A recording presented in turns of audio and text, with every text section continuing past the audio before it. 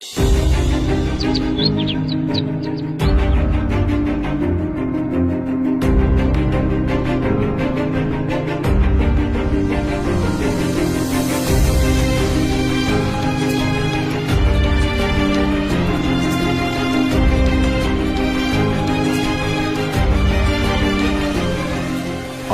চোখে নীল ছিল নিছকই একজন চাকর। সে সারাদিন আদ্রিতার ভাই ফরমাস খেটেও ওকে সন্তুষ্ট করতে পারত না।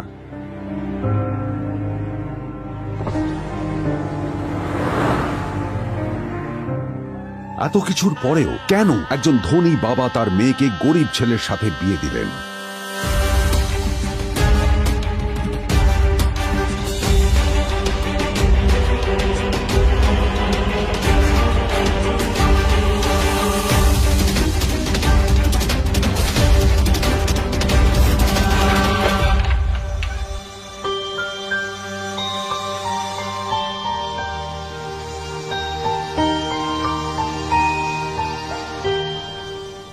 এবং তারপরে সেই মেয়েটি তার গরিব স্বামীর কাছ থেকে নতুন বছরে এমন একটা গিফট পেয়েছিল যে তার চক্ষু স্থির হওয়ার জোগাড় হয়েছিল। আর ওর স্বামী সম্পর্কে সত্যিটা জানার পর তো ও প্রায় অজ্ঞান হয়ে গিয়েছিল।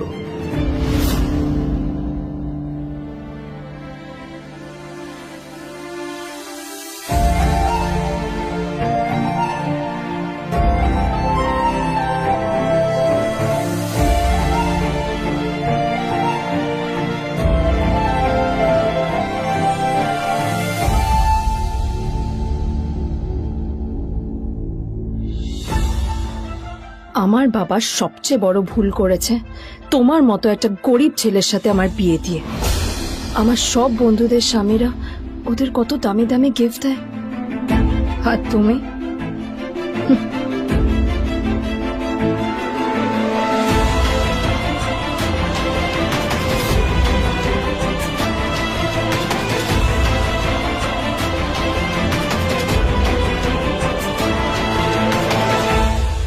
আদ্রিতা তার বাবার কথায় নীলকে বিয়ে তো করেছিল, কিন্তু ও শর্ত দিয়েছিল যেন বাড়ির বাইরের কেউ না জানতে পারে যে নীল ওর স্বামী। নীল ওই বাড়িতে ঘর জামাইয়ের মতো থাকলেও ও যেন ওখানে একজন চাকর ছিল। সবাই ওকে অপমান করত। ওই বাড়িতে না ও ঠিক মতো খাবার পেত, আর না ওর কোনো আলাদা ঘর ছিল। কখনো কার্পেটের উপর ঘুমতো, তো কখনো আবার পোষা কুকুরের ঘরের পাশে নীলকে ঘুমোতে হতো। হাত খরচ মেটাতে ও এক জায়গায় ওয়েটারের কাজও করত। আদ্রিতা তার বন্ধুদের বলেছিল যে আদ্রিতা বিদেশে বিয়ে করেছে আর তার স্বামী লন্ডনের একজন খুব বড় বিজনেসম্যান। কিন্তু যখন আদ্রিতার বন্ধুরা ওকে ওদের স্বামীদের দেওয়া দামি দামি গিফটগুলো দেখাতো, তখন লজ্জায় ওর ভিতরটা পুড়ে ছাই হয়ে যেত।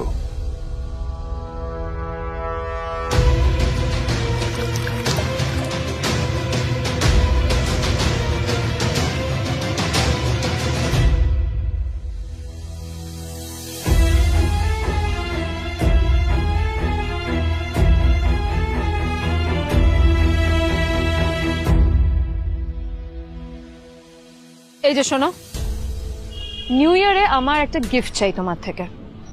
আর গিফট যেন দামি হয়, হ্যাঁ, মানে খুব দামি, কয়েক লাখ টাকা। ওকে?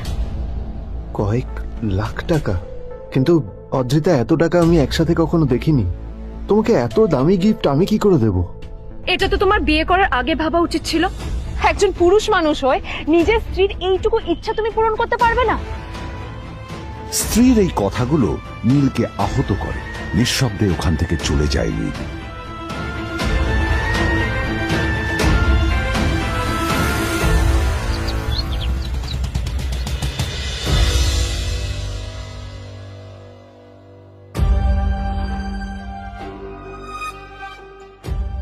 দুদিন পর নিউ ইয়ার পার্টির আগে নীল আদ্রিতার কাছে এসে একটা গিফট ব্যাগ দেয়।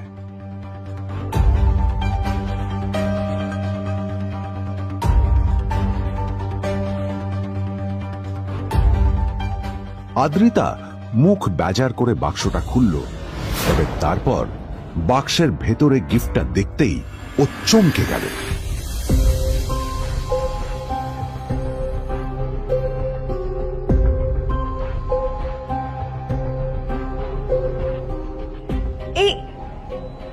ফোনটা মানে এটা তো একটা স্পেশাল এডিশন, এটার দাম তো 3 কোটি টাকা। তুমি এটা পেলে কোথা থেকে? আসলে আসলে এটা অরিজিনাল নয়। আমি ওই ফোনটারই একটা কপি এনেছি।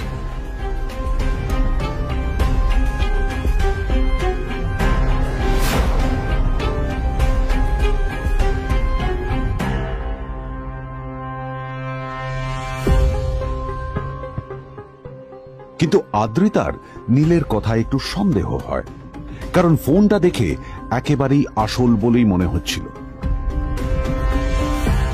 পরের দিনই আদ্রিতা ওই কোম্পানির শোরুমে গেল। এই ফোনটা একটু দেখুন না প্লিজ। ওয়াও, আচ্ছা ম্যাম, আপনি কি মিস্টার রয় চৌধুরীর বন্ধু? কে মিস্টার রয় চৌধুরী? ও আপনি কি ওই রয় চৌধুরী গ্রুপ অফ ইন্ডাস্ট্রিজ এর মালিকের কথা বলছেন? হ্যাঁ। না না, আমি ওনাকে চিনি না। আমি কেন, আমার মনে হয় কেউই ওনাকে চেনে না। বড় বড় মানুষেরাই ওনা দেখা পান না। আমিও কোনোদিন ওনাকে দেখিনি, কিন্তু সাডেনলি আপনি এই প্রশ্নটা করলেন কেন? অ্যাকচুয়ালি ম্যাম, আপনার হাতের এই ফোনটা আসলে এটা ফোনের স্পেশাল এডিশন। এই কাটিং, এই ডিজাইন, এই লোগো, এটা জাল করা ইজ নেক্সট টু ইম্পসিবল।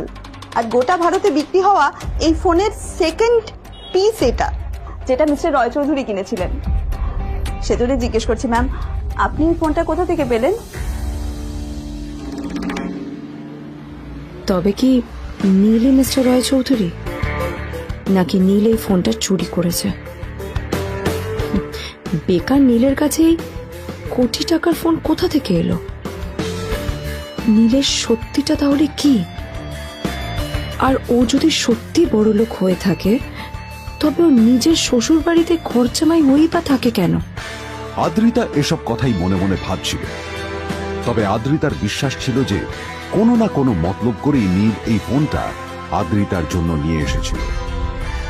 কিছুদিন পর আদ্রিতা সেই ফোনটার কথা ভুলে গেল। নীল সকাল সকাল ঘুরতে বেরিয়েছে বাইরে।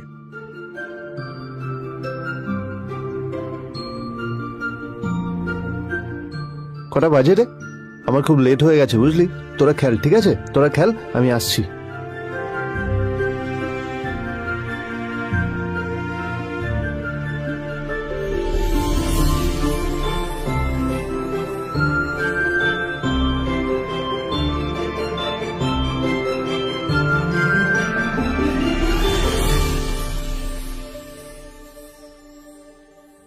নীল, জল পড়ছে না কেন, দেখো না। নীল, নীল, নীল কোথায় গেল? নীল,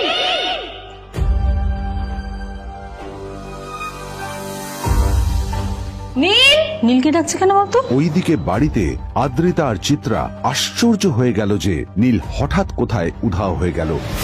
মা তোমাকে কিছু বলে গেছে নীল? হ্যাঁ, কোথায় গেছে ও? না, আমি ওর কোনো খোঁজ খবর রাখি না। আমার একটা কথা মনে হচ্ছে, ওকে না এবার একটু শীতে করতে হবে। একটা কাজে যদি আসতো ছেলেটা, যখনই কোনো কাজের কথা বলি ভ্যানিশ হয়ে যায়। আমি ওকে বলেছিলাম R&B গোল্ডেন ডায়মন্ড থেকে আমার সেটটা নিয়ে আসতে, আনেনি। আনেনি। আজকেও ভালো করে অফিসে নিয়ে যাব, ভ্যানিশ হয়ে গেল। কোথায় গেল কে জানে। আমার ভাগ্যেই জুটেছে এরকম একটা ছেলে। দিদি, তুমি কেন বিয়েটা দিয়েছিলে আমাকে? এটা আবার কি বলছিস? আমার কি দোষ? দেখ, ওই অসভ্য ছেলেটার সাথে বিয়ে দিতে চাইনি। যা করেছে তোর বাবা করেছে, এটা আমার কোনো দোষ। তখনই হঠাৎ নীল সেখানে এসে উপস্থিত হলো, কিন্তু ও দুজনকে উপেক্ষা করে ভিতরে চলে যাওয়াই শ্রেয় মনে করল। এই যে লাট সাহেব ফিরলেন রাজকার্য করে, এদিকে এসো। তোমার ফাঁকিবাজির আলোচনাই এখানে চলছে। মা প্লিজ থাক, মা থাক, ভাল লাগছে না। এমনিতেই অফিসের জন্য আমার লেট হয়ে যাচ্ছে, আর বিজন আমার ওয়েটও করছে। বিজনের নাম শুনেই নীলের মুখটা ফ্যাকাশে হয়ে গেল। আদ্রিতা নীলকে উপেক্ষা করেই বলল, আরে যে এই ছেলেটার মতো আর একটা ফাঁকিবাজ না তুমি পাবে না। তুমি কেন দাঁড়িয়ে আছো? এই যে শোনো শোনো শোনো শোনো, দাঁড়িয়ে আছো কেন? তোমাকে আমি বলেছিলাম R&B গোল্ড ডায়মন্ড থেকে সেটটা তুলেছো, তোলোনি তো। এইটা চাই না আমার। তুমি আমার সাথে অফিসে যাবে, ফেরার পথে তুমি সেটটা নিয়ে আসবে। তোমার জন্য সবসময় লেট হয়ে যাবে, তোমার জন্য বিরক্ত লাগে। আর ব্যাগটা নিয়ে ওর পেছন পেছন কোথায় যাচ্ছ? যা দিয়ে ওখানে রেখে এসো। নীল চিত্রার সাথে মাঝে মাঝে ঝগড়া করলেও তার স্ত্রী আদ্রিতার সাথে ও কখনো ঝগড়া করতো না। সত্য, সব অপদার্থ।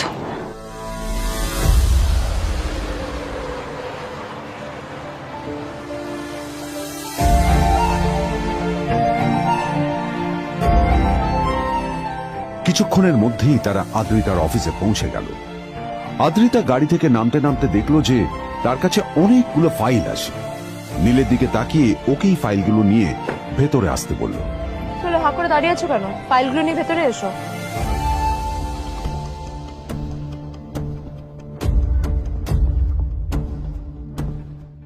আদ্রিতা যখন ওর ক্যাবিনে পৌঁছলো তখন দেখলো সেখানে আগে থেকেই ওর বন্ধু এবং বিজনেস পার্টনার বিজন বসে ওর জন্য অপেক্ষা করছে।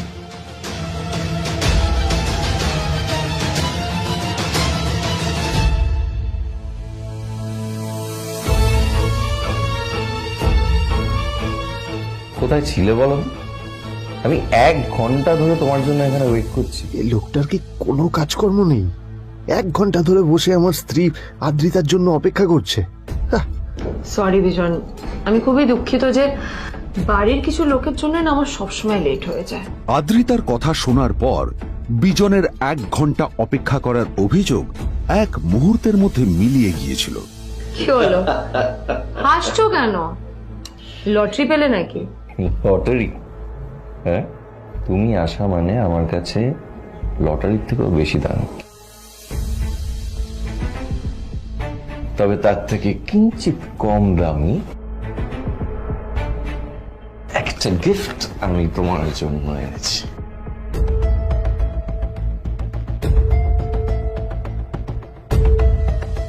This is a rare diamond necklace for you. এটা আমার জন্য? সত্যি? এই শহরে এটা খুঁজে পাওয়া খুব বিরল। Just like you. Like it? Thank you. You're welcome. Thank you for the gift. আসি তাহলে এখন।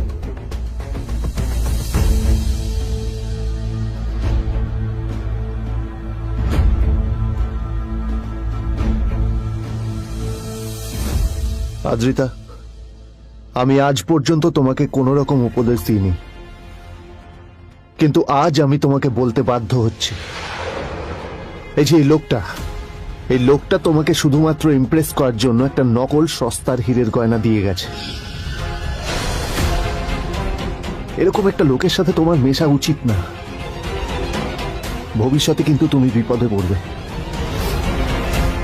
আদ্রিতা, আমি তোমাকে কথা দিচ্ছি, আমি তোমার জন্য আসল রেয়ার একটা হীরের গয়না এনে দেবো, এর চেয়েও দামি, এর চেয়ে অনেক অনেক বেশি দামি।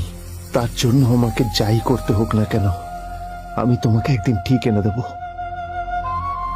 দেবো তোমাকে। তাদের বিয়ে হয়েছে 2.5 বছর। এর মধ্যে প্রথমবার তার মনে হলো নীল তার জন্য লড়াই করছে। নীলের এই রূপটা দেখে আদ্রিতা চমকে গেল। আজ প্রথমবারের মতো আদ্রিতার মনে প্রশ্ন এলো, নীলকে নিজের থেকে দূরে সরিয়ে রেখে আমি কি কোনো ভুল করছি? না না, এটা আমি কি ভাবছি? বিজন আমার বিজনেস পার্টনার, ও আমাদের মেইন ইনভেস্টর। নীলের এই অ্যাকশনের কারণে বিজন আমার কোম্পানি থেকে ব্যাক আউট করে গেলে কি হবে?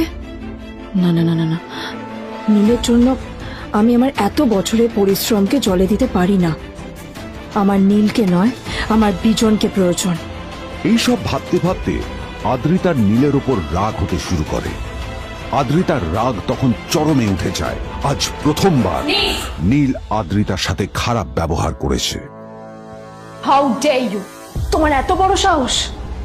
হ্যাঁ, তোমাকে কে অধিকার দেয় বলো তো যে তুমি আমারই অফিসে দাঁড়িয়ে আমাকেই এতগুলো উল্টোপাল্টা কথা তুমি শোনালে?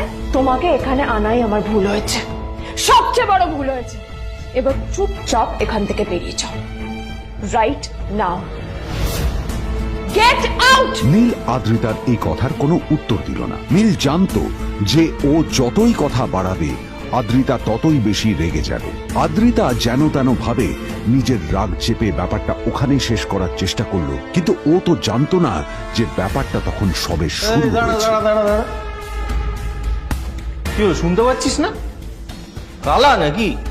আমারই সামনে দাঁড়িয়ে আমার কেনা গিফট নিয়ে তুই মজা করলি?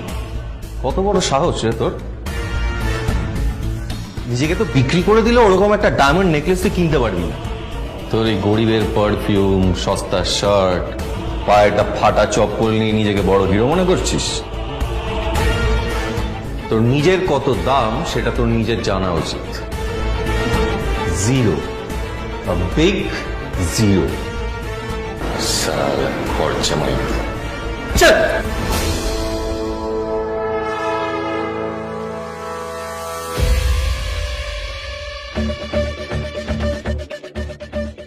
নীল তখনও ঝামেলা করার মেজাজ ছিল না, কিন্তু যখন কেউ অন্যের নীরবতার সুযোগ নিতে শুরু করে তখন কথা বলাটা প্রয়োজন। নীল আঙুল তুলে পেছনের দিকে ইশারা করে। প্রথম কথা, ওই যে ওখানে দাঁড়িয়ে আছে, ও আমার স্ত্রী।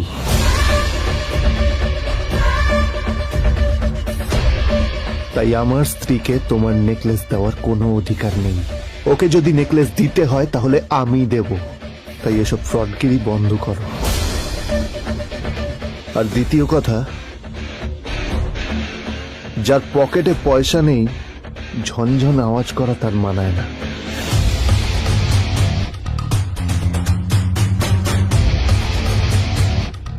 নীল বিজনকে তার সোয়াগ দেখিয়ে বেরিয়ে গেল।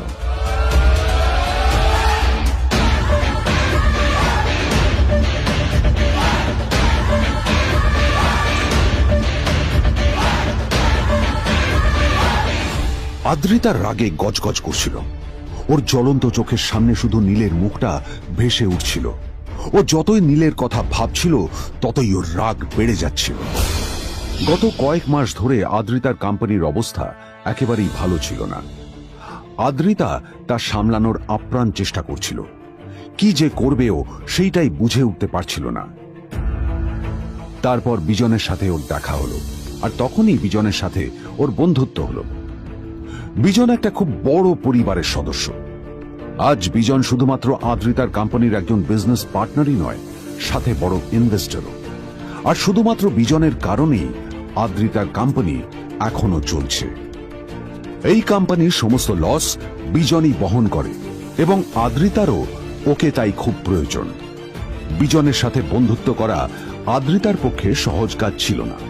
অনেক কাঠখড় পুড়িয়ে আদ্রিতা ওর কাছাকাছি এসেছিল। সবকিছু ঠিকঠাকই চলছিল, সবকিছুই আদ্রিতার প্ল্যান অনুযায়ী হচ্ছিল, কিন্তু নীল আজ এসে সবকিছু নষ্ট করে দিল। জাস্ট কি দরকার ছিল বুঝতে পারছি না। কি দরকার ছিল নীলের বিজনকে এতগুলো কথা শোনানোর? এবার বিজন আমাকে টাকা দেবে কিনা সেটাও জানি না। আমার কোম্পানিতে ইনভেস্ট করতে চাইবে কিনা সেটাও বুঝতে পারছি না। কি করব?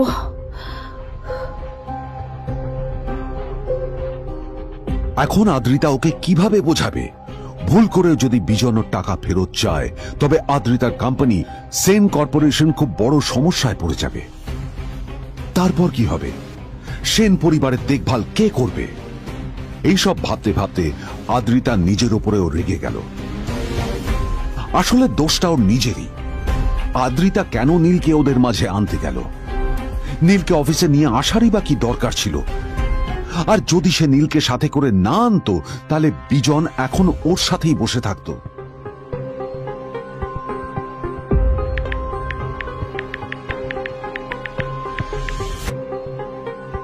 প্যামেলা, আমি মিটিংয়ে বেরোবো, আমার চেঞ্জটা একটু নিয়ে এসো প্লিজ। Thank you. আর অন্যদিকে সেন কর্পোরেশনের অফিস থেকে বেরিয়ে নীলের খুব ফুরফুরে লাগছিল।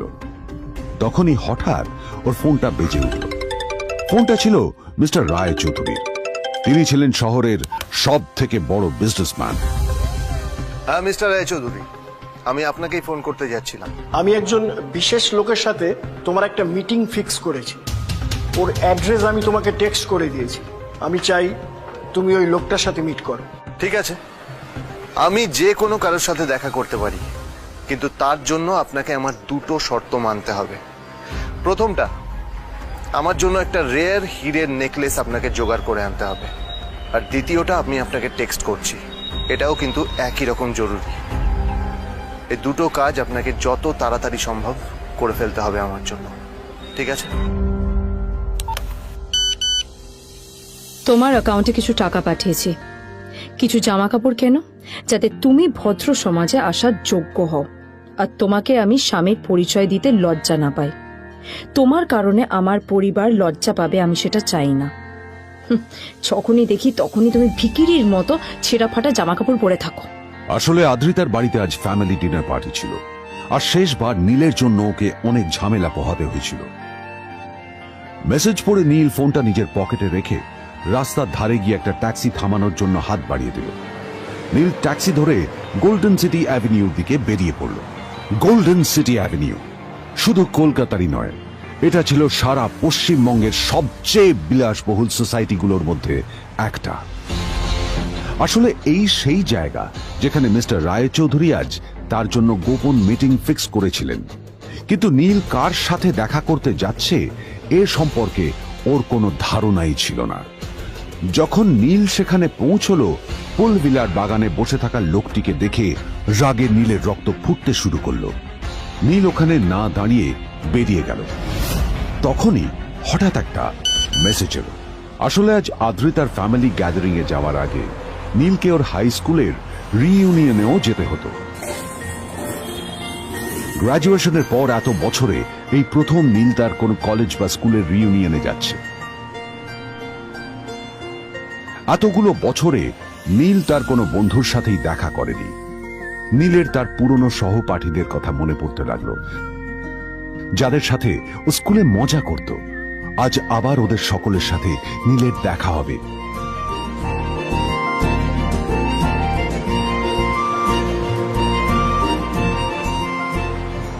আর এই সব কিছু ভেবেই নীল এক্সাইটেড হয়ে যাচ্ছিল। আসলে সোহিনীকে নীল তার স্কুল টাইমে পছন্দ করত।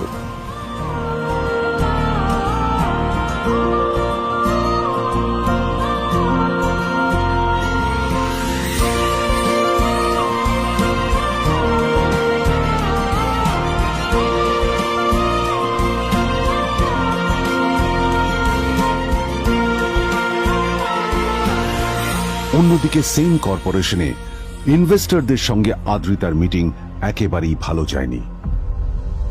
তাকে দেখে বেশ গম্ভীর মনে হচ্ছিল।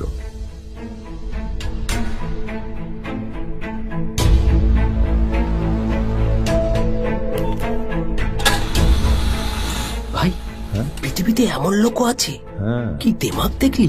হ্যাঁ, কাজকর্ম তো কিছু করার নেই, আর কিছু করেও না। হ্যাঁ, শুধু চলে এসছে আমাদের ম্যাডামকে রাগাতে। এই 1 বছরে না কিচ্ছু বদলায়নি। আরে আমি তো ভেবেছিলাম যে এর সাথে ম্যাডামের আর কোনো সম্পর্কই নেই, কিন্তু না, এখন যা দেখছি উল্টে ম্যাডামের মাথায় উঠে নাচছে। আমার মাঝে মাঝে মনে হয় এদের দুজনের বিয়ে কিভাবে হলো। আর বিয়ে তো অনেক পরের কথা, 2 বছর হয়ে গেল এদের এখনো ডিভোর্স হলো না। হ্যাঁ, আমার তো ভাবলে কিরকম অবাক যা লাগছে। বলেছিস।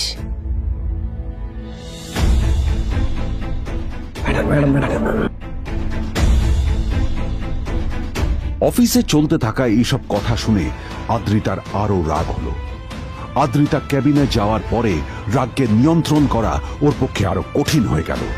ও তখন বুঝতেই পারছিল না যে ওর রাগ কিভাবে নিয়ন্ত্রণ করবে। আদ্রিতা এটাও ভাবছিল যে নীলের জন্য ওকে আর কত অপমানিত হতে হবে। এসব ভাবতে ভাবতেই আদ্রিতার চোখ গেল ওর বাবার ছবিটার দিকে।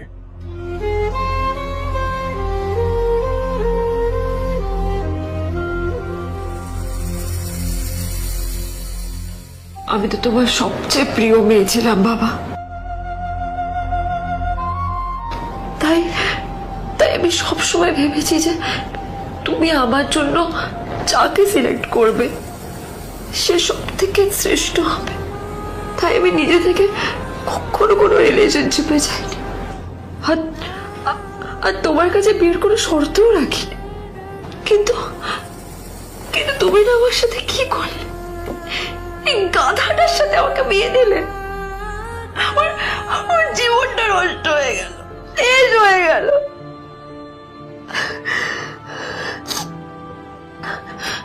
আমি যদি একটু জানতাম যে ও ও কিছু করে না, ঘর চাপাই হয়ে থাকবে, এইসব কাজকর্ম করে, তাহলে আমি কোনোদিনই বিয়েতে রাজি হতাম না বাবা, কোনোদিন না, কোনোদিন।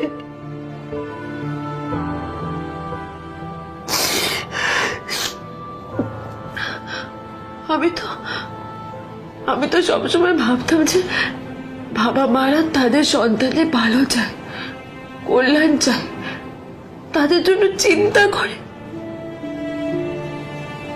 কিন্তু কিন্তু বাবা, তুমি আমার জন্য একটু চিন্তা করোনি।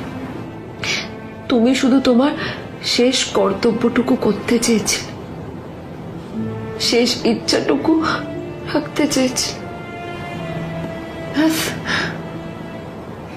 পালন করা হয়ে গেছে।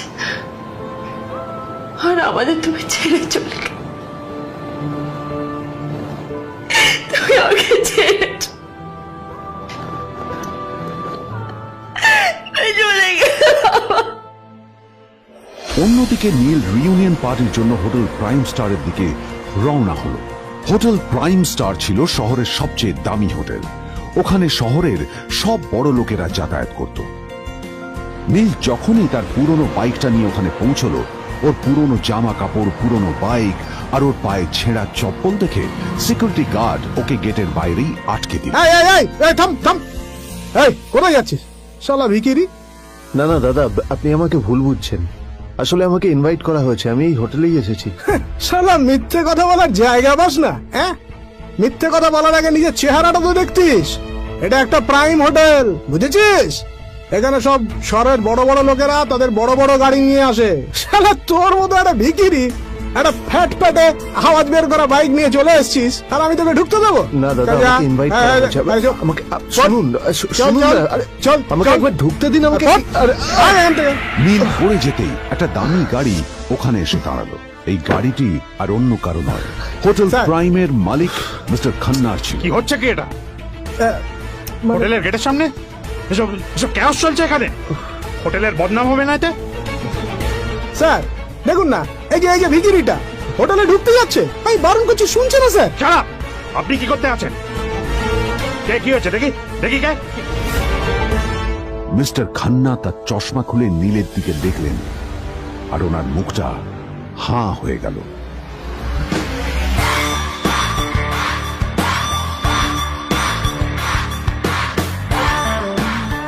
নীল স্যার, আপনি?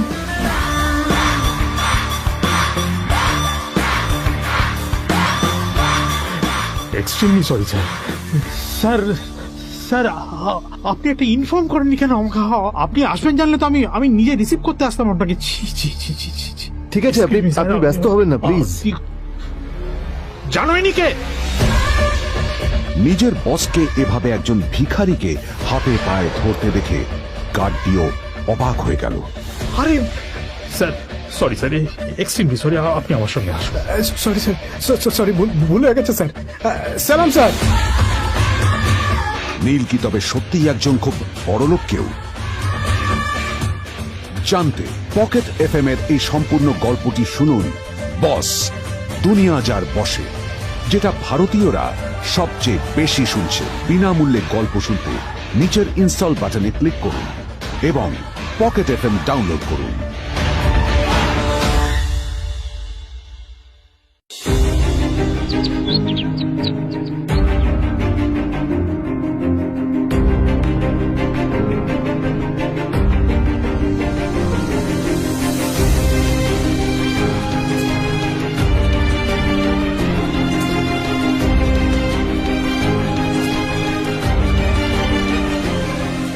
আদ্রিতার চোখে নীল ছিল নিছকই একজন চাকর। সে সারাদিন আদ্রিতার ভাই ফরমাস খেটেও ওকে সন্তুষ্ট করতে পারত না।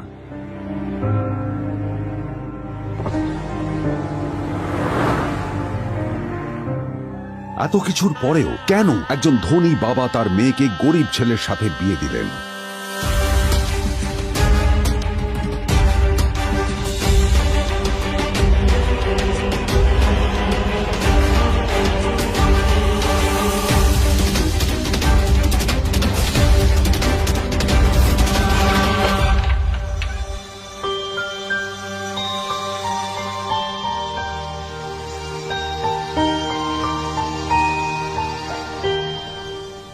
এবং তারপরে সেই মেয়েটি তার গরিব স্বামীর কাছ থেকে নতুন বছরে এমন একটা গিফট পেয়েছিল যে তার চক্ষু স্থির হওয়ার জোগাড় হয়েছিল।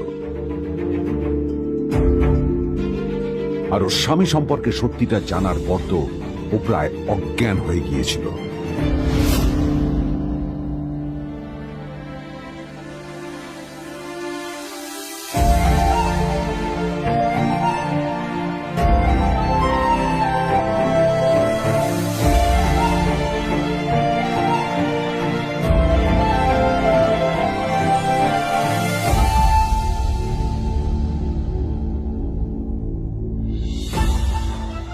আমার বাবা সবচেয়ে বড় ভুল করেছে তোমার মতো একটা গরিব ছেলের সাথে আমার বিয়ে দিয়ে। আমার সব বন্ধুদের স্বামীরা ওদের কত দামি দামি গিফট দেয়, আর তুমি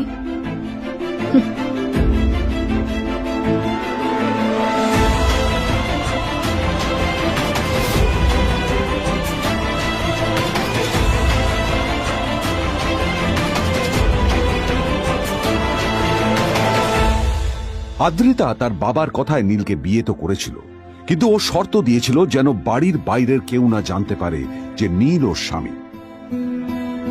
নীল ওই বাড়িতে ঘর জামাইয়ের মতো থাকলেও ও যেন ওখানে একজন চাকর ছিল। সবাই ওকে অপমান করত। ওই বাড়িতে না ও ঠিক মতো খাবার পেত, আর না ওর কোনো আলাদা ঘর ছিল। কখনো কার্পেটের উপর ঘুমোতো, তো কখনো আবার পোষা কুকুরের ঘরের পাশে নীলকে ঘুমোতে হতো। হাত খরচ মেটাতে ও এক জায়গায় ওয়েটারের কাজও করত। আদ্রিতা তার বন্ধুদের বলেছিল যে আদ্রিতা বিদেশে বিয়ে করেছে, আর তার স্বামী লন্ডনের একজন খুব বড় বিজনেসম্যান। কিন্তু যখন আদ্রিতার বন্ধুরা ওকে ওদের স্বামীদের দেওয়া দামি দামি গিফটগুলো দেখাতো, তখন লজ্জায় ওর ভিতরটা পুড়ে ছাই হয়ে যেত।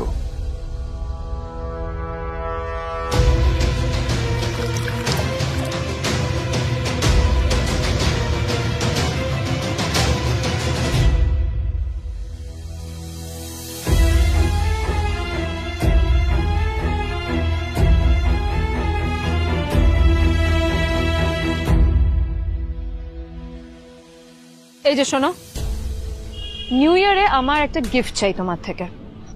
আর গিফট যেন দামি হয়, হ্যাঁ, মানে খুব দামি, কয়েক লাখ টাকা। ওকে? কয়েক লাখ টাকা? কিন্তু অদ্রিতা, এত টাকা আমি একসাথে কখনো দেখিনি। তোমাকে এত দামি গিফট আমি কি করে দেব? এটা তো তোমার বিয়ে করার আগে ভাবা উচিত ছিল। একজন পুরুষ মানুষ হয়ে নিজের স্ত্রীর এইটুকু ইচ্ছা তুমি পূরণ করতে পারবে না? স্ত্রীর এই কথাগুলো নীলকে আহত করে। নিঃশব্দে ওখান থেকে চলে যায় নীল।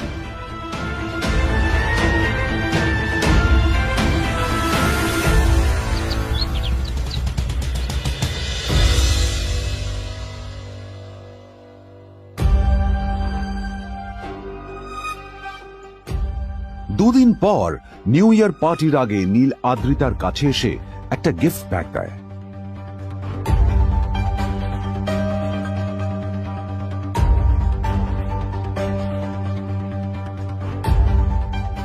আদ্রিতা মুখ বেজার করে বাক্সটা খুলল, তবে তারপর বাক্সের ভেতরে গিফটটা দেখতেই ও চমকে গেল।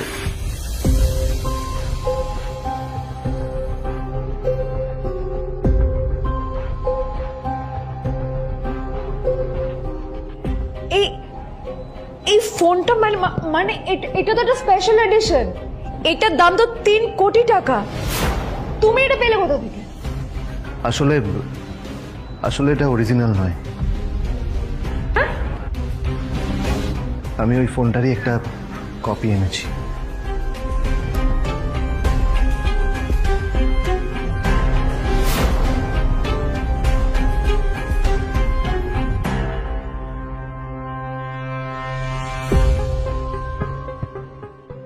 কিন্তু আদ্রিতার নীলের কথা একটু সন্দেহ হয়, কারণ ফোনটা দেখে একেবারেই আসল বলেই মনে হচ্ছিল।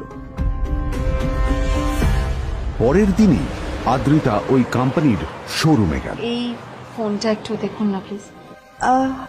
ওয়াও, আচ্ছা ম্যাম, আপনি কি মিস্টার রয় চৌধুরীর বন্ধু? কে মিস্টার রয় চৌধুরী? ও, আপনি কি ওই রয় চৌধুরী গ্রুপ অফ ইন্ডাস্ট্রিজ এর মালিকের কথা বলছেন? হ্যাঁ। না না, আমি ওনাকে চিনি না। আমি কেন? আমার মনে হয় কেউই ওনাকে চেনে না। বড় বড় মানুষেরাই ওনা দেখা পান না। আমিও কোনোদিন ওনাকে দেখিনি। কিন্তু সাডেনলি আপনি এই প্রশ্নটা করলেন কেন? অ্যাকচুয়ালি ম্যাম, আপনার হাতের এই ফোনটা আসলে এটা ফোনের স্পেশাল এডিশন। এই কাটিং, এই ডিজাইন, এই লোগো, এটা জাল করা ইজ নেক্সট টু ইম্পসিবল। আর গোটা ভারতে বিক্রি হওয়া এই ফোনের সেকেন্ড পিস এটা, যেটা মিস্টার রয় চৌধুরী কিনেছিলেন। সেজন্য জিজ্ঞেস করছি ম্যাম, আপনি এই ফোনটা কোথা থেকে পেলেন? তবে কি নীলই মিস্টার রয় চৌধুরী, নাকি নীল এই ফোনটা চুরি করেছে? বেকার নীলের কাছে এই কোটি টাকার ফোন কোথা থেকে এলো? নীলের সত্যিটা তাহলে কি? আর ও যদি সত্যি বড়লোক হয়ে থাকে, তবে ও নিজের শ্বশুর বাড়িতে খরচামাই হয়েই বা থাকে কেন? আদ্রিতা এসব কথাই মনে মনে ভাবছিল। তবে আদ্রিতার বিশ্বাস ছিল যে কোনো না কোনো মতলব করেই নীল এই ফোনটা আদ্রিতার জন্য নিয়ে এসেছিল। কিছুদিন পর আদ্রিতা সেই ফোনটার কথা ভুলে গেল। নীল সকাল সকাল ঘুরতে বেরিয়েছে বাইরে।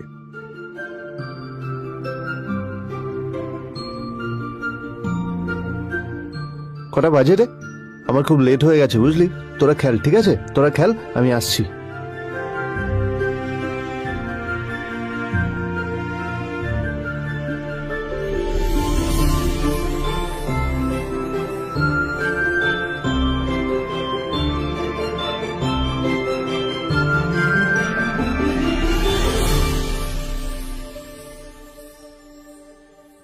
নীল, জল পড়ছে না কেন দেখো না। নীল, নীল, নীল কোথায় গেল? নীল,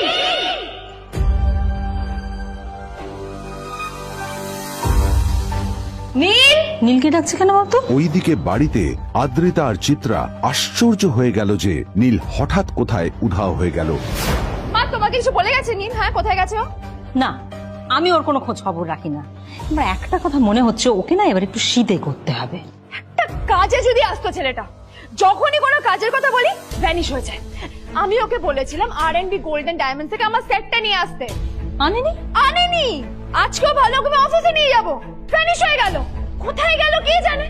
আমার ভাগ্যে জুটেছে এরকম একটা ছেলে। দিদি, তুমি কেন বিয়েটা দিয়েছিল আমাকে? এটা আবার কি বলছিস? আমার কি দোষ? দেখ, ওই অসভ্য ছেলেটার সাথে বিয়ে দিতে চাইনি। যা করেছে তোর বাবা করেছে, এটা আমার কোনো দোষ। তখনই হঠাৎ নীল সেখানে এসে উপস্থিত হলো, কিন্তু ও দুজনকে উপেক্ষা করে ভিতরে চলে যাওয়াই শ্রেয় মনে করল। এই যে লাট সাহেব ফিরলেন রাজকার্য করে। এদিকে এসো, তোমার ফাঁকিবাজির আলোচনাই এখানে চলছে। মা প্লিজ থাক, মা থাক, ভাল লাগছে না। এমনিতেই অফিসের জন্য আমার লেট হয়ে যাচ্ছে, আর বিজন আমার ওয়েটও করছে। বিজনের নাম শুনেই নীলের মুখটা ফ্যাকাশে হয়ে গেল। আদ্রিতা নীলকে উপেক্ষা করেই বলল, আরে যে এই ছেলেটার মতো আর একটা ফাঁকিবাজ না তুমি পাবে না। তুমি কেন দাঁড়িয়ে আছো? এই যে শোনো শোনো শোনো শোনো, দাঁড়িয়ে আছো কেন? তোমাকে আমি বলেছিলাম R&B গোল্ড ডায়মন্ড থেকে আমার সেটটা তুলেছো, তোলোনি তো। এইটা চাই না আমার। তুমি আমার সাথে অফিসে যাবে, ফেরার পথে তুমি সেটটা নিয়ে আসবে। তোমার জন্য সবসময় লেট হয়ে অফিসে, তোমার জন্য বিরক্ত লাগে। আর ব্যাগটা নিয়ে ওর পেছন পেছন কোথায় যাচ্ছ? যা দিয়ে ওখানে রেখে এসো। নীল চিত্রার সাথে মাঝে মাঝে ঝগড়া করলেও তার স্ত্রী আদ্রিতার সাথে ও কখনো ঝগড়া করত না। সত্য সব অপদার্থ।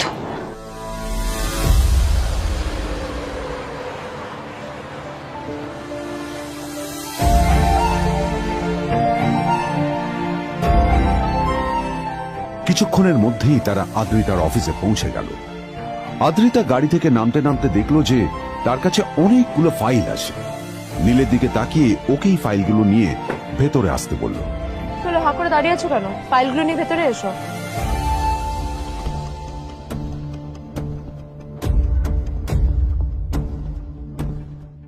আদ্রিতা যখন ওর ক্যাবিনে পৌঁছলো, তখন দেখলো সেখানে আগে থেকেই ওর বন্ধু এবং বিজনেস পার্টনার বিজন বসে ওর জন্য অপেক্ষা করছে।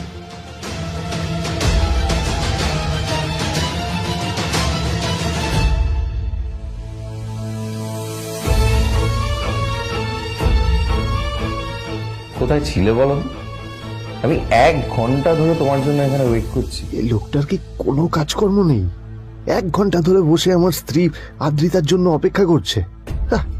সরি বিজন, আমি খুবই দুঃখিত যে বাড়ির কিছু লোকের জন্য না আমার সবসময় লেট হয়ে যায়। আদ্রিতার কথা শোনার পর বিজনের 1 ঘন্টা অপেক্ষা করার অভিযোগ 1 মুহূর্তের মধ্যে মিলিয়ে গিয়েছিল। কি হলো, হাসছো কেন? লটারি পেলে নাকি?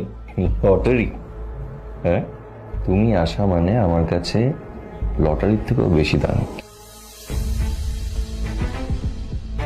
তবে তার থেকে কিঞ্চিত কম দামি একটা গিফট আমি তোমার জন্য এনেছি।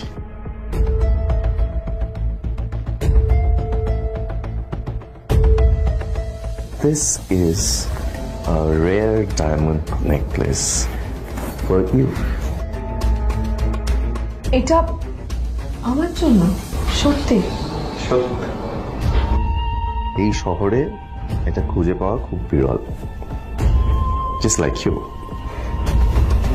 Like it? Thank you. You're welcome. Thank you for the gift. আসি তাহলে এখন।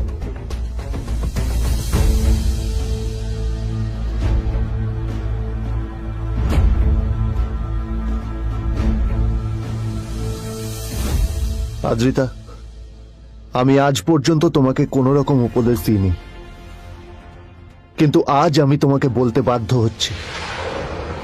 এই যে এই লোকটা তোমাকে শুধুমাত্র ইমপ্রেস করার জন্য একটা নকল সস্তার হীরের গয়না দিয়ে গেছে। এরকম একটা লোকের সাথে তোমার মেশা উচিত না। ভবিষ্যতে কিন্তু তুমি বিপদে পড়বে। আদ্রিতা, আমি তোমাকে কথা দিচ্ছি, আমি তোমার জন্য আসল রেয়ার একটা হীরের গয়না এনে দেবো, এর চেয়েও দামি, এর চেয়ে অনেক অনেক বেশি দামি। তার জন্য আমাকে যাই করতে হোক না কেন, আমি তোমাকে একদিন ঠিক এনে দেবো, ঠিক এনে দেবো তোমাকে। তাদের বিয়ে হয়েছে 2.5 বছর। এর মধ্যে প্রথমবার তার মনে হলো নীল তার জন্য লড়াই করছে। নীলের এই রূপটা দেখে আদ্রিতা চমকে গেল। আজ প্রথমবারের মতো আদ্রিতার মনে প্রশ্ন এলো, নীলকে নিজের থেকে দূরে সরিয়ে রেখে আমি কি কোনো ভুল করছি? না না, এটা আমি কি ভাবছি? বিজন আমার বিজনেস পার্টনার, ও আমাদের মেইন ইনভেস্টর। নীলের এই অ্যাকশনের কারণে বিজন আমার কোম্পানি থেকে ব্যাক আউট করে গেলে কি হবে?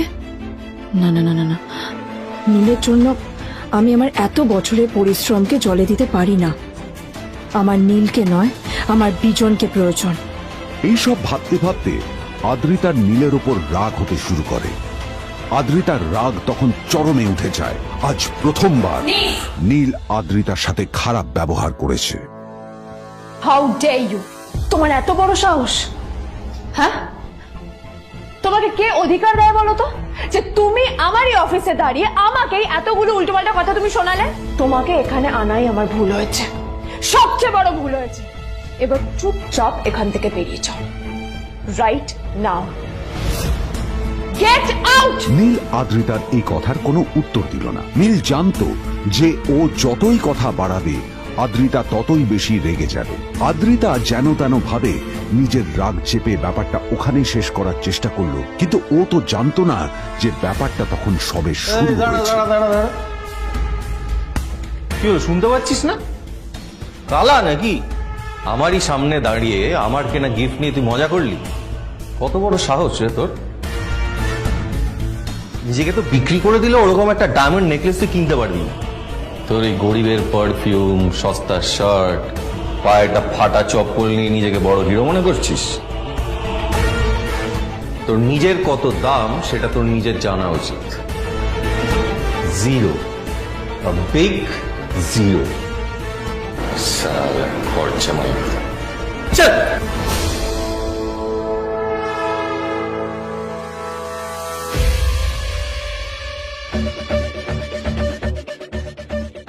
নীল তখনও ঝামেলা করার মেজাজ ছিল না, কিন্তু যখন কেউ অন্যের নীরবতা সুযোগ নিতে শুরু করে তখন কথা বলাটা প্রয়োজন। নীল আঙুল তুলে পেছনের দিকে ইশারা করে। প্রথম কথা, ওই যে ওখানে দাঁড়িয়ে আছে, ও আমার স্ত্রী।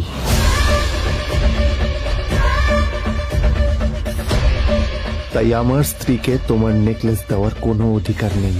ওকে যদি নেকলেস দিতে হয় তাহলে আমি দেব। তাই এসব ফ্রডগিরি বন্ধ করো। আর দ্বিতীয় কথা, যার পকেটে পয়সা নেই ঝনঝন আওয়াজ করা তার মানায় না।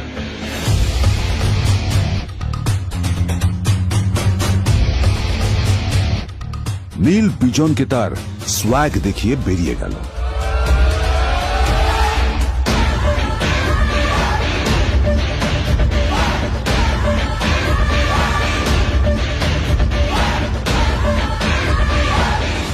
আদ্রিতার রাগে গজগজ করছিল। ও ওর জ্বলন্ত চোখের সামনে শুধু নীলের মুখটা ভেসে উঠছিল। ও যতই নীলের কথা ভাবছিল ততই ওর রাগ বেড়ে যাচ্ছিল। গত কয়েক মাস ধরে আদ্রিতার কোম্পানির অবস্থা একেবারেই ভালো ছিল না। আদ্রিতা তা সামলানোর আপ্রাণ চেষ্টা করছিল। কি যে করবেও সেইটাই বুঝে উঠতে পারছিল না। তারপর বিজনের সাথে ওর দেখা হলো, আর তখনই বিজনের সাথে ওর বন্ধুত্ব হলো। বিজন একটা খুব বড় পরিবারের সদস্য। আজ বিজন শুধুমাত্র আদ্রিতার কোম্পানির একজন বিজনেস পার্টনারই নয়, সাথে বড় ইনভেস্টরও। আর শুধুমাত্র বিজনের কারণেই আদ্রিতার কোম্পানি এখনো চলছে। এই কোম্পানির সমস্ত লস বিজনই বহন করে এবং আদ্রিতারও ওকে তাই খুব প্রয়োজন। বিজনের সাথে বন্ধুত্ব করা আদ্রিতার পক্ষে সহজ কাজ ছিল না। অনেক কাঠখড় পুড়িয়ে আদ্রিতা ওর কাছাকাছি এসেছিল। সবকিছু ঠিকঠাকই চলছিল, সবকিছুই আদ্রিতার প্ল্যান অনুযায়ী হচ্ছিল, কিন্তু নীল আজ এসে সবকিছু নষ্ট করে দিল। জাস্ট কি দরকার ছিল বুঝতে পারছি না। কি দরকার ছিল নীলের বিজনকে এতগুলো কথা শোনানোর? এবার বিজন আমাকে টাকা দেবে কিনা সেটাও জানি না, আমার কোম্পানিতে ইনভেস্ট করতে চাইবে কিনা সেটাও বুঝতে পারছি না। কি করব?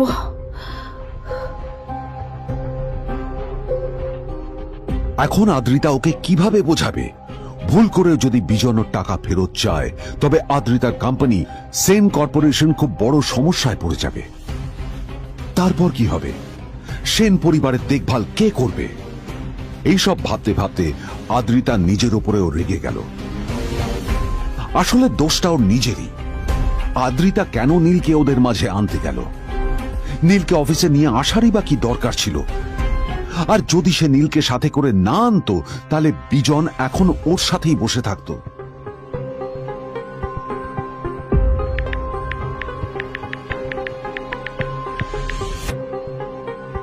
প্যামেলা, আমি মিটিংয়ে বেরোবো, আমার চেঞ্জটা একটু নিয়ে এসো প্লিজ।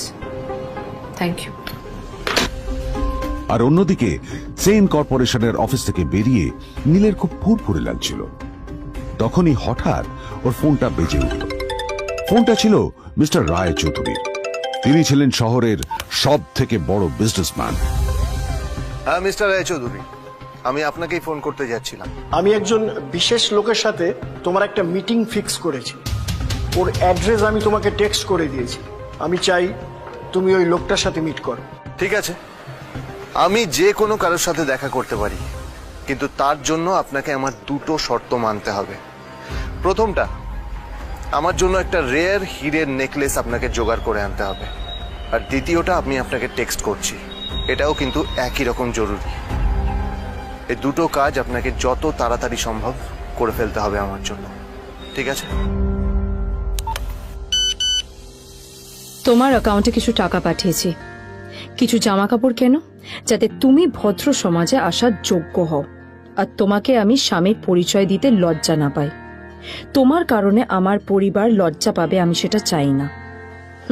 যখনই দেখি তখনই তুমি ভিখিরির মতো ছেঁড়া ফাটা জামা কাপড় পরে থাকো। আসলে আদ্রিতার বাড়িতে আজ ফ্যামিলি ডিনার পার্টি ছিল, আর শেষবার নীলের জন্য ওকে অনেক ঝামেলা পোহাতে হয়েছিল। মেসেজ পড়ে নীল ফোনটা নিজের পকেটে রেখে রাস্তার ধারে গিয়ে একটা ট্যাক্সি থামানোর জন্য হাত বাড়িয়ে দিল। নীল ট্যাক্সি ধরে গোল্ডেন সিটি অ্যাভিনিউর দিকে বেরিয়ে পড়ল। গোল্ডেন সিটি অ্যাভিনিউ শুধু কলকাতারই নয়, এটা ছিল সারা পশ্চিমবঙ্গের সবচেয়ে বিলাসবহুল সোসাইটিগুলোর মধ্যে একটা। আসলে এই সেই জায়গা যেখানে মিস্টার রায়চৌধুরী আজ তার জন্য গোপন মিটিং ফিক্স করেছিলেন। কিন্তু নীল কার সাথে দেখা করতে যাচ্ছে এ সম্পর্কে ওর কোনো ধারণাই ছিল না। যখন নীল সেখানে পৌঁছল, পুলভিলার বাগানে বসে থাকা লোকটিকে দেখে রাগে নীলের রক্ত ফুটতে শুরু করলো। নীল ওখানে না দাঁড়িয়ে বেরিয়ে গেল। তখনই হঠাৎ একটা মেসেজ এলো। আসলে আজ আদ্রিতার ফ্যামিলি গ্যাদারিং এ যাওয়ার আগে নীলকে ওর হাই স্কুলের রিইউনিয়নেও যেতে হতো। গ্রাজুয়েশনের পর এত বছরে এই প্রথম নীল তার কোন কলেজ বা স্কুলের রিইউনিয়নে যাচ্ছে। এতগুলো বছরে নীল তার কোনো বন্ধুর সাথেই দেখা করেনি। নীলের তার পুরনো সহপাঠীদের কথা মনে পড়তে লাগলো, যাদের সাথে ও স্কুলে মজা করত। আজ আবার ওদের সকলের সাথে নীলের দেখা হবে।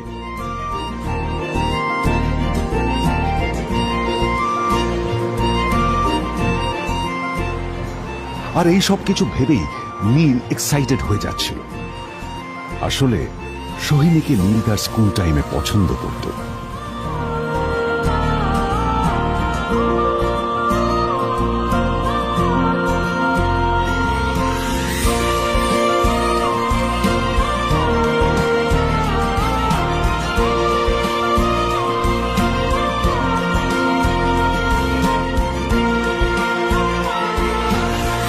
অন্যদিকে সেম কর্পোরেশনে ইনভেস্টরদের সঙ্গে আদ্রিতার মিটিং একেবারেই ভালো যায়নি।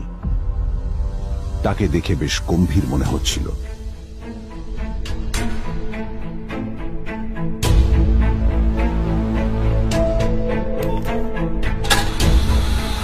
ভাই পৃথিবীতে এমন লোক আছে, কি দেমাগ দেখলি? হ্যাঁ, কাজকর্ম তো কিছু করার নেই, আর কিছু করেও না। হ্যাঁ, শুধু চলে এসছে আমাদের ম্যাডামকে রাখাতে। এই 1 বছরে না কিচ্ছু বদলায়নি। আরে আমি তো ভেবেছিলাম যে এর সাথে ম্যাডামের আর কোনো সম্পর্কই নেই, কিন্তু না, এখন যা দেখছি উল্টে ম্যাডামের মাথায় উঠে নাচছে। আমার মাঝে মাঝে মনে হয় এদের দুজনের বিয়ে কিভাবে হলো। আর বিয়ে তো অনেক পরের কথা, 2 বছর হয়ে গেল এদের এখনো ডিভোর্স হলো না। হ্যাঁ, আমার তো ভাবলে কিরকম অবাক যা লাগছে। বলেছিস।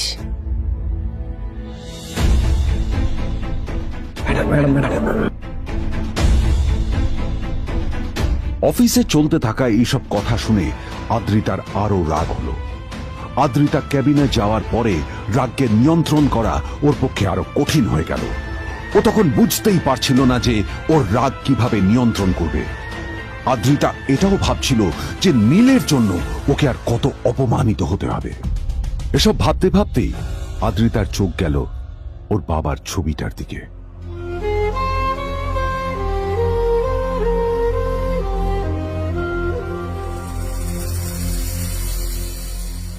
আমি তো তোমার সবচেয়ে প্রিয় মেয়ে ছিলাম বাবা। তাই তাই আমি সবসময় ভেবেছি যে তুমি আমার জন্য যাকে সিলেক্ট করবে সে সব থেকে শ্রেষ্ঠ হবে। তাই আমি নিজে থেকে কখনো কোনো রিলেশনশিপে যাইনি, আর তোমার কাছে বিয়ের কোনো শর্তও রাখিনি। কিন্তু কিন্তু তুমি না আমার সাথে কি করলে? এই গাধাটার সাথে আমাকে বিয়ে দিলে। আমার জীবনটা নষ্ট হয়ে গেল, শেষ হয়ে গেল।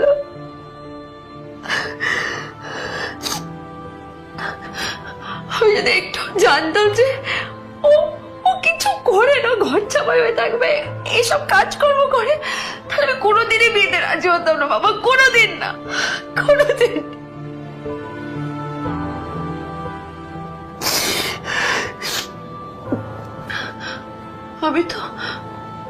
আমি তো সবসময় ভাবতাম যে বাবা মারা তাদের সন্তানের ভালো চায়, কল্যাণ চায়, তাদের জন্য চিন্তা করে। কিন্তু বাবা, তুমি আমার জন্য একটু চিন্তা করোনি। তুমি শুধু তোমার শেষ কর্তব্যটুকু করতে চেয়েছিলে, শেষ ইচ্ছাটুকু রাখতে চেয়েছি, পালন করা হয়ে গেছে। আর আমাদের তুমি ছেড়ে চলে গেলে, তুমি আমাকে ছেড়ে চলে গেলে।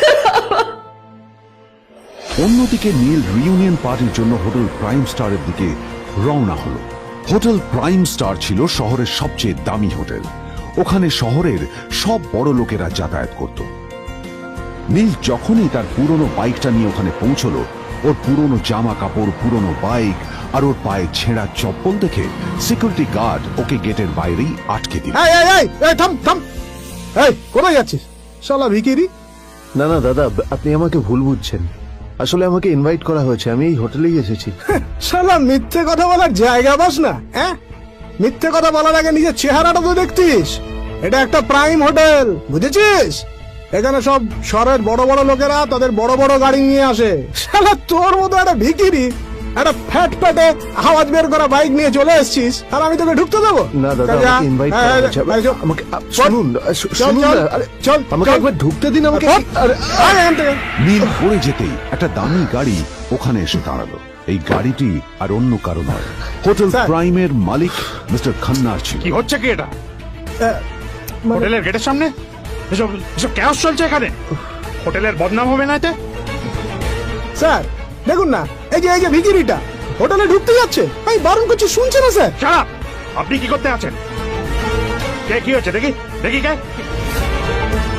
মিস্টার খান্না তার চশমা খুলে নীলের দিকে দেখলেন, আর ওনার মুখটা হাঁ হয়ে গেল।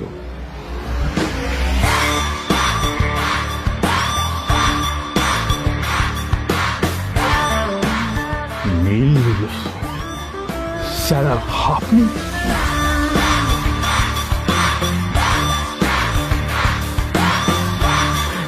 Extremely sorry sir. Sir sir আপনি একটা ইনফর্ম করেননি কেন আমাকে? আপনি আসবেন জানলে তো আমি নিজে রিসিভ করতে আসতাম আপনাকে। ছি ছি ছি ছি ছি ছি। ঠিক আছে, আপনি Excuse me, আপনি sir. ব্যস্ত হবেন না প্লিজ।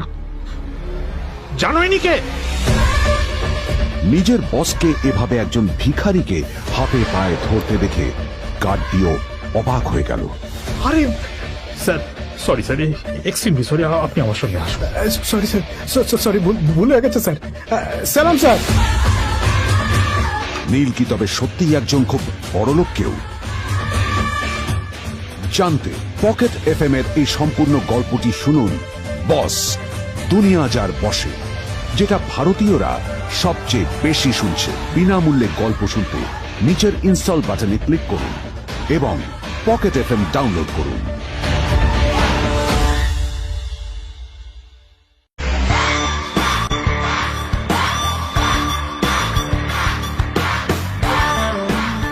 নীল স্যার আপনি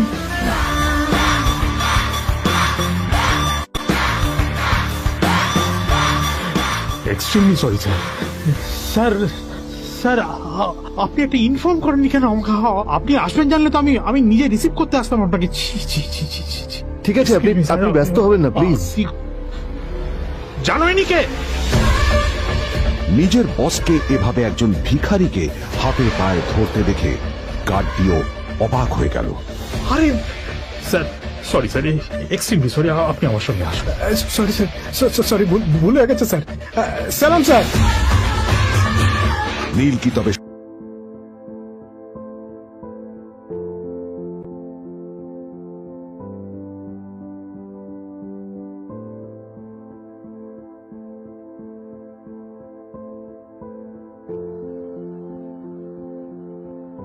আদ্রিতার চোখে নীল ছিল নিছকই একজন চাকর। সে সারাদিন আদ্রিতার ভাই ফরমাস খেটেও ওকে সন্তুষ্ট করতে পারত না।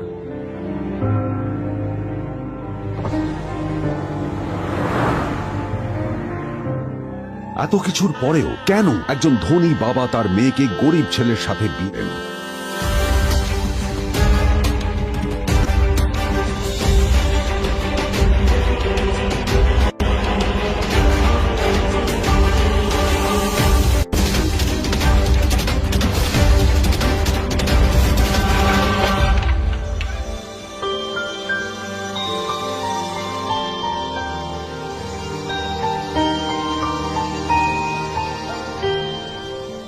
এবং তারপরে সেই মেয়েটি তার গরিব স্বামীর কাছ থেকে নতুন বছরে এমন একটা গিফট পেয়েছিল যে তার চক্ষু স্থির হওয়ার জোগাড় হয়েছিল।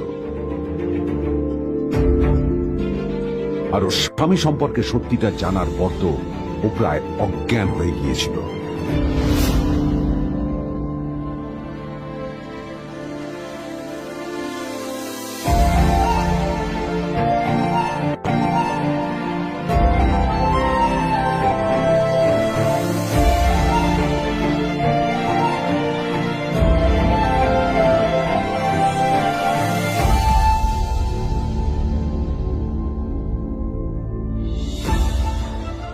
আমার বাবা সবচেয়ে বড় ভুল করেছে তোমার মতো একটা গরিব ছেলের সাথে আমার বিয়ে দিয়ে।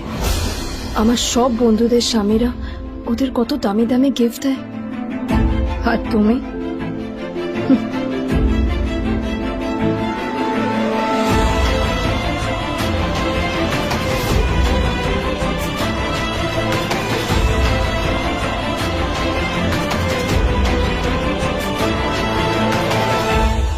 আদ্রিতা তার বাবার কথায় নীলকে বিয়ে তো করেছিল, কিন্তু ও শর্ত দিয়েছিল যেন বাড়ির বাইরের কেউ না জানতে পারে যে নীল ওর স্বামী। নীল ওই বাড়িতে ঘর জামাইয়ের মতো থাকলেও ও যেন ওখানে একজন চাকর ছিল। সবাই ওকে অপমান করত। ওই বাড়িতে না ও ঠিক মতো খাবার পেত, আর না ওর কোনো আলাদা ঘর ছিল। কখনো কার্পেটের উপর ঘুমোতো, তো কখনো আবার পোষা কুকুরের ঘরের পাশে নীলকে ঘুমোতে হতো। হাত খরচ মেটাতে ও এক জায়গায় ওয়েটারের কাজও করত।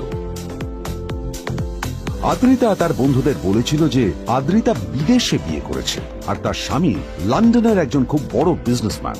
কিন্তু যখন আদ্রিতার বন্ধুরা ওকে ওদের স্বামীদের দেওয়া দামি দামি গিফটগুলো দেখাতো, তখন লজ্জায় ওর ভিতরটা পুড়ে ছাই হয়ে যেত।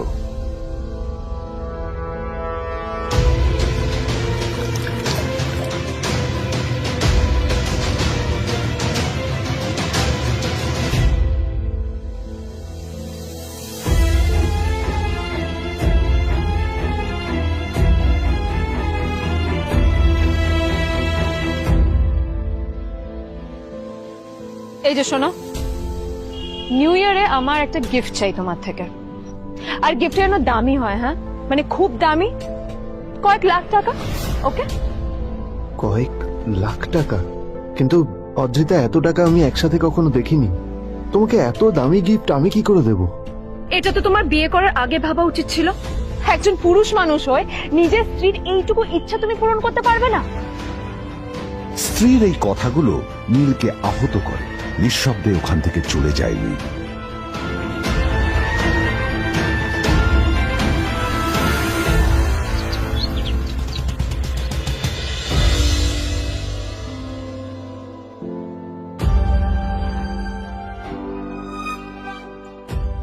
দুদিন পর নিউ ইয়ার পার্টির আগে নীল আদ্রিতার কাছে এসে একটা গিফট প্যাক দেয়।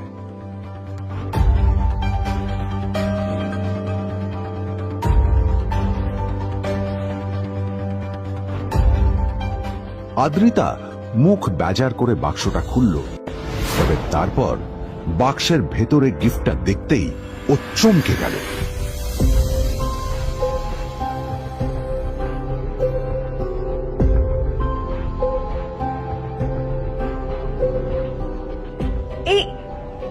এই ফোনটা মানে এটা তো একটা স্পেশাল এডিশন। এটার দাম তো 3 কোটি টাকা। তুমি এটা পেলে কোথা থেকে? আসলে এটা অরিজিনাল নয়। আমি ওই ফোনটারই একটা কপি এনেছি।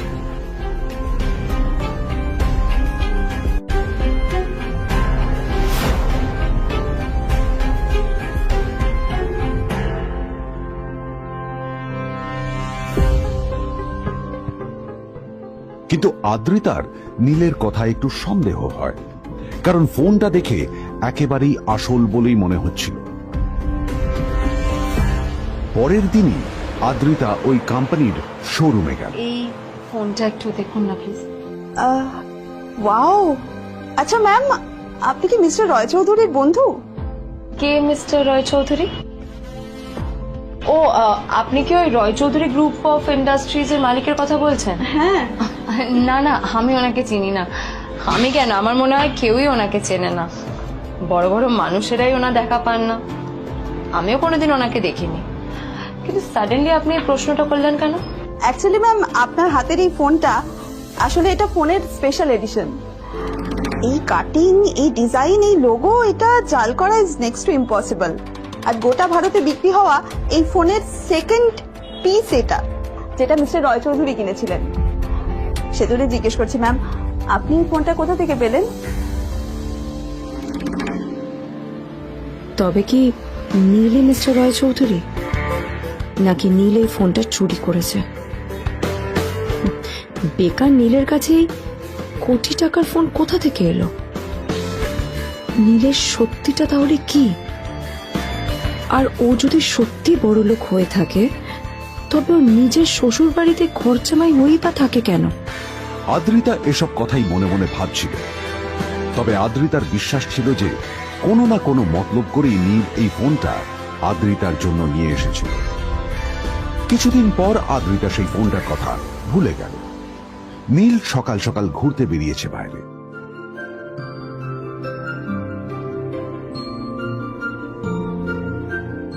কটা বাজে রে?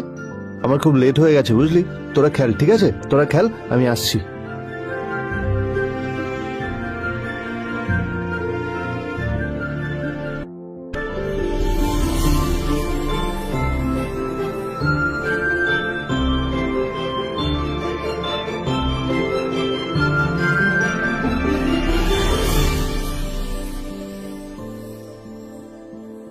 নীল, জল পড়ছে না কেন দেখো না। নীল, নীল, নীল কোথায় গেল? নীল,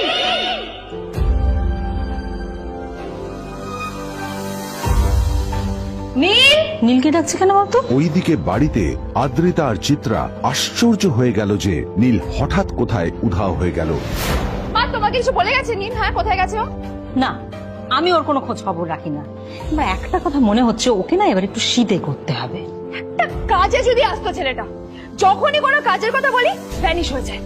আমি ওকে বলেছিলাম R&B গোল্ড এন্ড ডায়মন্ড থেকে আমার সেটটা নিয়ে আসতে, আনেনি। আনেনি। আজকেও ভালো করে অফিসে নিয়ে যাবো, ভ্যানিশ হয়ে গেল। কোথায় গেল কে জানে। আমার ভাগ্যে জুটেছে এরকম একটা ছেলে। এই যে তুমি, তুমি কেন বিয়েটা দিয়েছিলে আমাকে? এটা আবার কি বলছিস? আমার কি দোষ? দেখ, ওই অসভ্য ছেলেটার সাথে বিয়ে দিতে চাইনি। যা করেছে তোর বাবা করেছে, এটা আমার কোনো দোষ। তখনই হঠাৎ নীল সেখানে এসে উপস্থিত হলো, কিন্তু ও দুজনকে উপেক্ষা করে ভিতরে চলে যাওয়াই শ্রেয় মনে করল। এই যে লাট সাহেব ফিরলেন রাজকার্য করে।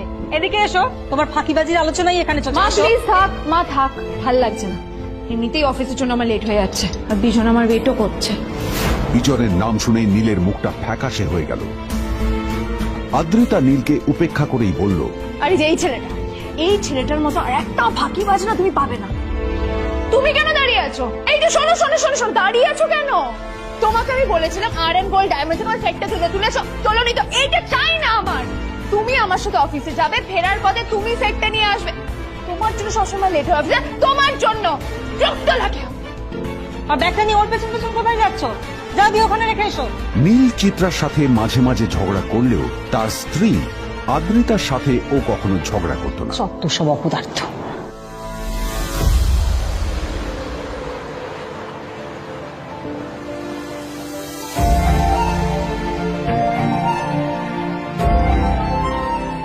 কিছুক্ষণের মধ্যেই তারা আদ্রিতার অফিসে পৌঁছে গেল। আদ্রিতা গাড়ি থেকে নামতে নামতে দেখলো যে তার কাছে অনেকগুলো ফাইল আছে। নীলের দিকে তাকিয়ে ওকেই ফাইলগুলো নিয়ে ভেতরে আসতে বলল। চলো, হাঁ করে দাঁড়িয়ে আছো কেন? ফাইলগুলো নিয়ে ভেতরে এসো।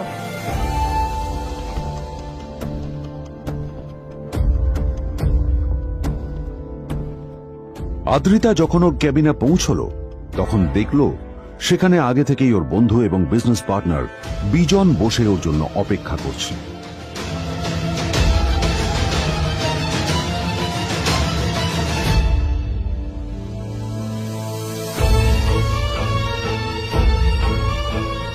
কোথায় ছিলে বলো?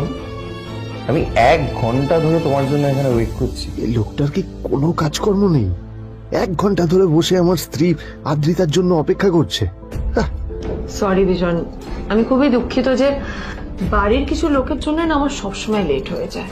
আদ্রিতার কথা শোনার পর বিজনের 1 ঘন্টা অপেক্ষা করার অভিযোগ 1 মুহূর্তের মধ্যে মিলিয়ে গিয়েছিল। কি হলো, হাসছো কেন? লটারি পেলে নাকি? লটারি? হ্যাঁ, তুমি আসা মানে আমার কাছে লটারির থেকেও বেশি দাম। তবে তার থেকে কিঞ্চিত কম দামি একটা গিফট আমি তোমার জন্য এনেছি।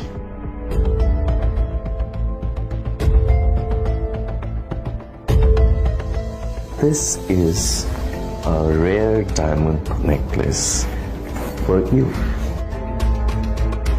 এটা আমার জন্য? সত্যি?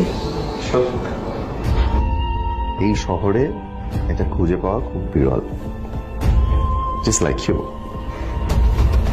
Like it? Thank you. You're welcome. Thank you for the gift. আসি তাহলে এখন।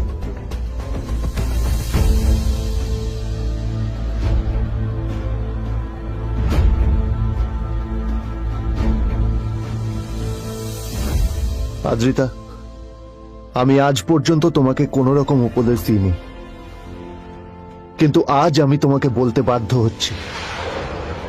এই যে এই লোকটা তোমাকে শুধুমাত্র ইমপ্রেস করার জন্য একটা নকল সস্তার হীরের গয়না দিয়ে গেছে।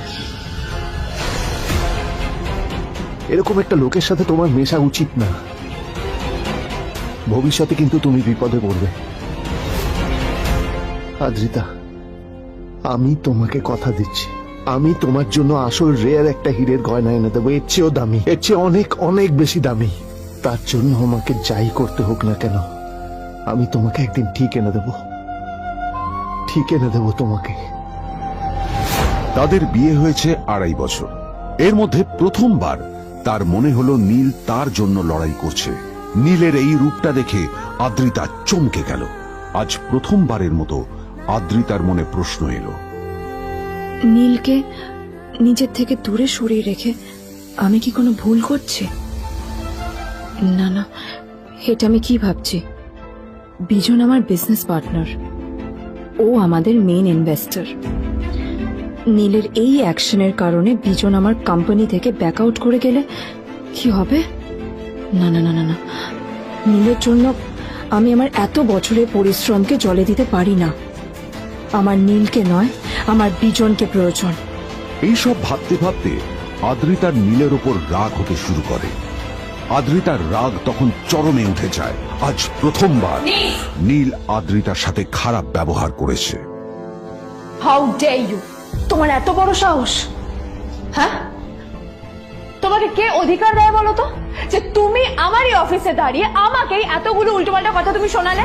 তোমাকে এখানে আনাই আমার ভুল হয়েছে, সবচেয়ে বড় ভুল হয়েছে। এবার চুপচাপ এখান থেকে বেরিয়ে যাও, right now. Get out! Neel আদ্রিতার এই কথার কোনো উত্তর দিল না। নীল জানতো যে ও যতই কথা বাড়াবে আদ্রিতা ততই বেশি রেগে যাবে। আদ্রিতা যেন তেন ভাবে নিজের রাগ চেপে ব্যাপারটা ওখানেই শেষ করার চেষ্টা করলো, কিন্তু ও তো জানতো না যে ব্যাপারটা তখন সবে শুরু হয়েছে। কি হলো, শুনতে পাচ্ছিস না? কালা নাকি? আমারই সামনে দাঁড়িয়ে আমার কেনা গিফট নিয়ে তুই মজা করলি? কত বড় সাহস রে তোর! নিজেকে তো বিক্রি করে দিলে ওরকম একটা ডায়মন্ড নেকলেস তুই কিনতে পারবি না। তোর এই গরিবের পারফিউম, সস্তা শার্ট, পায়ে একটা ফাটা চপ্পল নিয়ে নিজেকে বড় হিরো মনে করছিস? তোর নিজের কত দাম সেটা তোর নিজের জানা উচিত। Zero, big zero. খরচা মাই চল।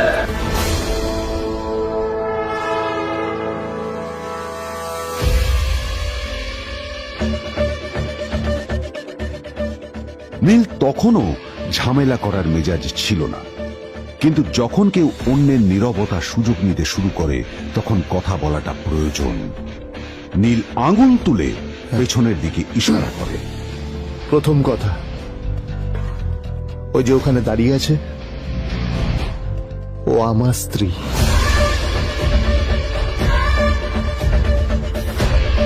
তাই আমার স্ত্রীকে তোমার নেকলেস দেওয়ার কোনো অধিকার নেই। ওকে যদি নেকলেস দিতে হয় তাহলে আমি দেব। তাই এসব ফ্রডগিরি বন্ধ করো। আর দ্বিতীয় কথা, যার পকেটে পয়সা নেই ঝনঝন আওয়াজ করা তার মানায় না।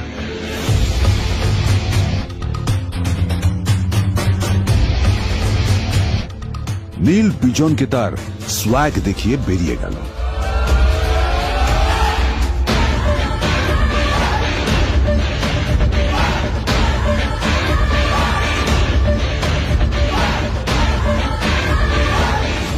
আদ্রিতার রাগে গজগজ করছিল।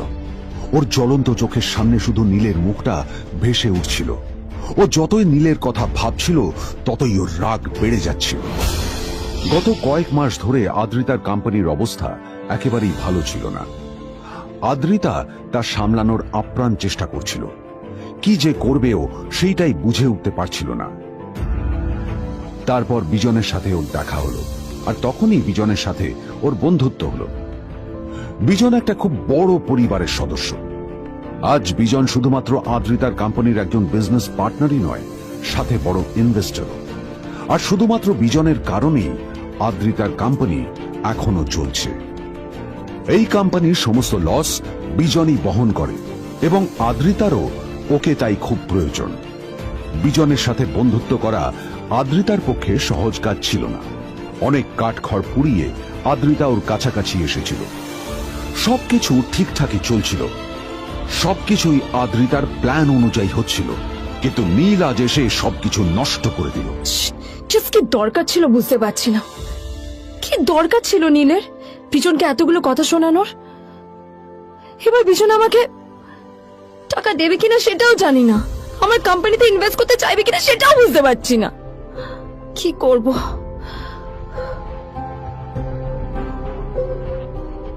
এখন আদ্রিতা ওকে কিভাবে বোঝাবে? ভুল করে যদি বিজন ওর টাকা ফেরত চায় তবে আদ্রিতার কোম্পানি সেন কর্পোরেশন খুব বড় সমস্যায় পড়ে যাবে। তারপর কি হবে? সেন পরিবারের দেখভাল কে করবে? এইসব ভাবতে ভাবতে আদ্রিতা নিজের উপরেও রেগে গেল। আসলে দোষটা ওর নিজেরই। আদ্রিতা কেন নীলকে ওদের মাঝে আনতে গেল? নীলকে অফিসে নিয়ে আসারই বা কি দরকার ছিল? আর যদি সে নীলকে সাথে করে না আনতো তাহলে বিজন এখন ওর সাথেই বসে থাকতো।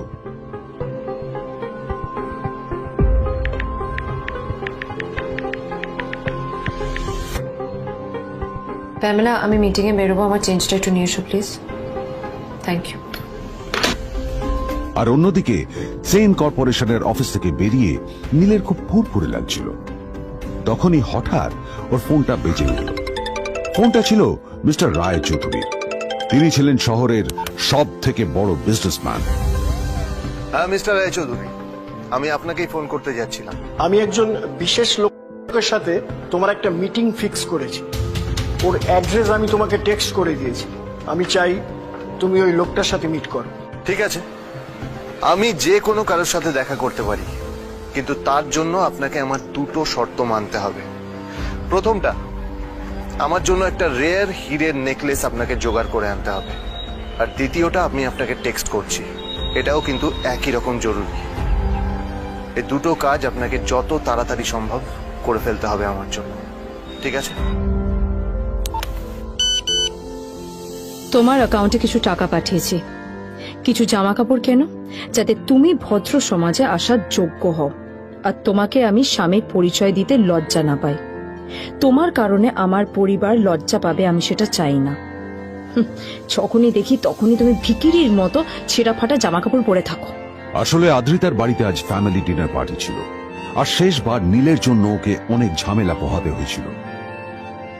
মেসেজ পড়ে নীল ফোনটা নিজের পকেটে রেখে রাস্তার ধারে গিয়ে একটা ট্যাক্সি থামানোর জন্য হাত বাড়িয়ে দিল। নীল ট্যাক্সি ধরে গোল্ডেন সিটি অ্যাভিনিউর দিকে বেরিয়ে পড়ল। গোল্ডেন সিটি অ্যাভিনিউ শুধু কলকাতারই নয়, এটা ছিল সারা পশ্চিমবঙ্গের সবচেয়ে বিলাসবহুল সোসাইটিগুলোর মধ্যে একটা। আসলে এই সেই জায়গা যেখানে মিস্টার রায়চৌধুরী আজ তার জন্য গোপন মিটিং ফিক্স করেছিলেন।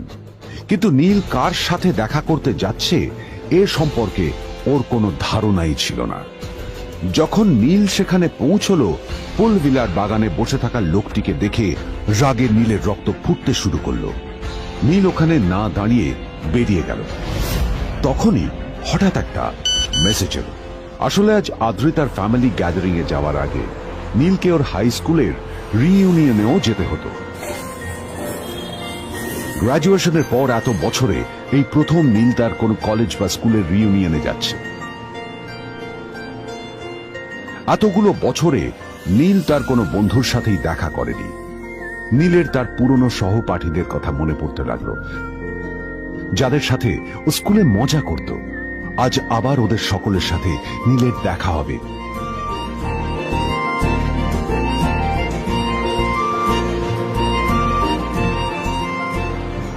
আর এই সব কিছু ভেবেই নীল এক্সাইটেড হয়ে যাচ্ছে।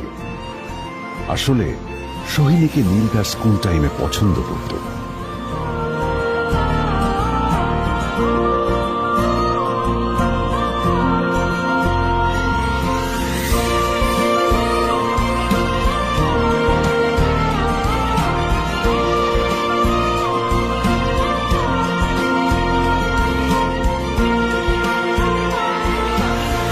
অন্যদিকে সেন কর্পোরেশনে ইনভেস্টরদের সঙ্গে আদ্রিতার মিটিং একেবারেই ভালো যায়নি। তাকে দেখে বেশ গম্ভীর মনে হচ্ছিল।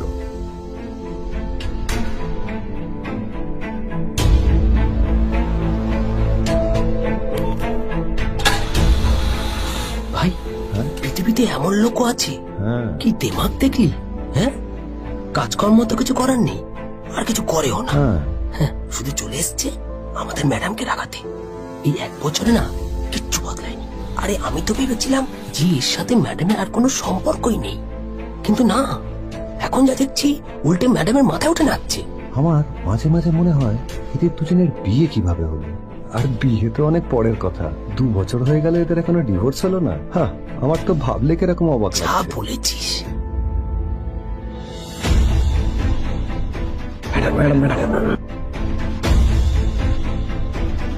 অফিসে চলতে থাকা এইসব কথা শুনে আদ্রিতার আরো রাগ হলো। আদ্রিতা ক্যাবিনে যাওয়ার পরে রাগকে নিয়ন্ত্রণ করা ওর পক্ষে আরো কঠিন হয়ে গেল। ও তখন বুঝতেই পারছিল না যে ওর রাগ কিভাবে নিয়ন্ত্রণ করবে। আদ্রিতা এটাও ভাবছিল যে নীলের জন্য ওকে আর কত অপমানিত হতে হবে। এসব ভাবতে ভাবতেই আদ্রিতার চোখ গেল ওর বাবার ছবিটার দিকে।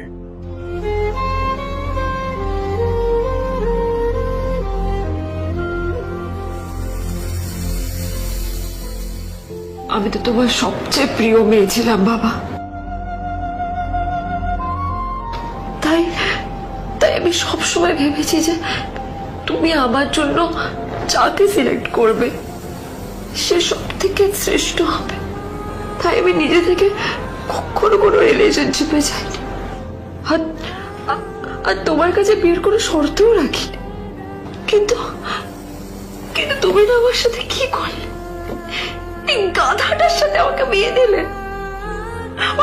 আমার জীবনটা নষ্ট হয়ে গেল, শেষ হয়ে গেল।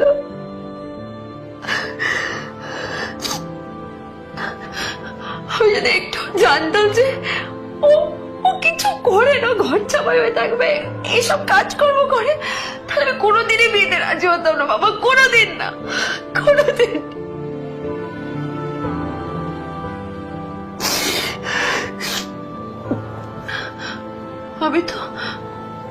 আমি তো সবসময় ভাবতাম যে বাবা মারা তাদের সন্তানের ভালো চায়, কল্যাণ চায়, তাদের জন্য চিন্তা করে।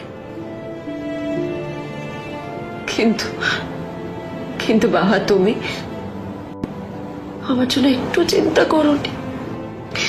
তুমি শুধু তোমার শেষ কর্তব্যটুকু করতে চেয়েছিলে, শেষ ইচ্ছাটুকু থাকতে চেয়েছিলে। পালন করা হয়ে গেছে, আর আমাদের তুমি ছেড়ে চলে গেলে।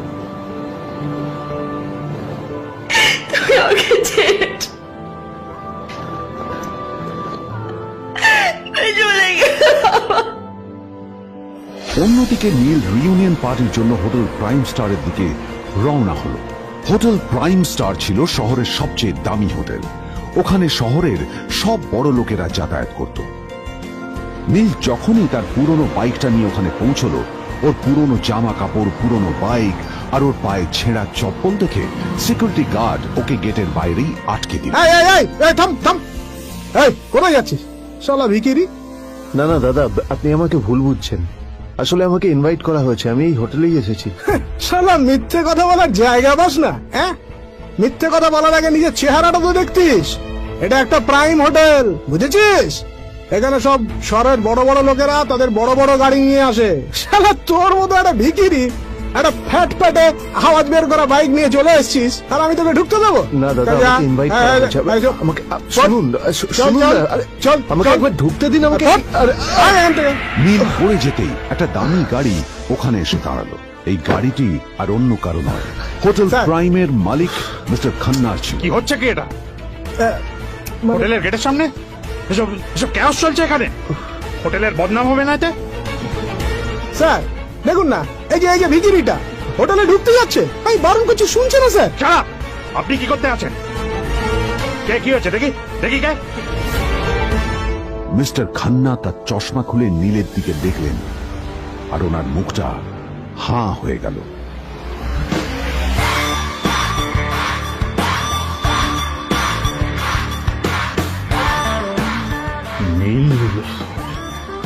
স্যার আপনি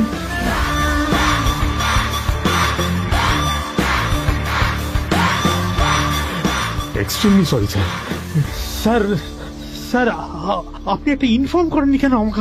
আপনি আসবেন জানলে তো আমি নিজে রিসিভ করতে আসতাম আপনাকে। ছি ছি ছি ছি ছি ছি। ঠিক আছে, আপনি আপনি ব্যস্ত হবেন না প্লিজ। জানোইনি কে? নিজের বসকে এভাবে একজন ভিখারিকে হাতে পায়ে ধরতে দেখে